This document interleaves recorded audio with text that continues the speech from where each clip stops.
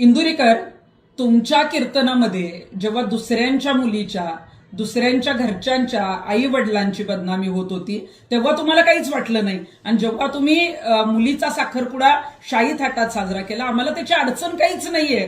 परंतु तुम्ही जेव्हा सांगता ना की साधं लग्न केलं तरी मुलं होतातच, किंवा कुणी वरात काढली, कुणाच्या मुलीच्या ड्रेसवर बोलता, अनेक वेगवेगळ्या गोष्टी बदनामीकारक बोलतात, तेव्हा तुमच्यावर बोललं गेलंय. आणि तुम्हाला जर आता वाटत असेल की तुमच्या घरापर्यंत हे लोक बोलले, तर तुमच्या घरापर्यंत बोलायचा लोकांचा संबंध नव्हता. जेव्हा तुम्ही दुसऱ्यांच्या घरावर बोललात तेव्हा तुमच्यापर्यंत हे लोक बोललेले आहेत. आणि तुम्हाला जर वाटत असेल ना की आता फेटा ठेवावा आणि हे बंद करावं, तर तो तुमचा डिसिजन आहे.